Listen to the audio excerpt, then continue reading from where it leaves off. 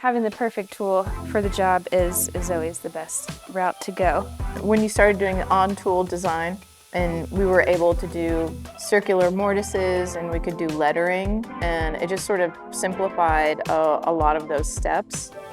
It became more and more useful for us. And it just solves all of those little problems that you come up with. Shape or origin, it's pretty much plug and play. I mean, it's pretty self-explanatory, I think. It's super easy to incorporate it in and immediately make it work for us. I think as soon as we did our very first logo engraved on a piece, we had several past clients that said, I want that too.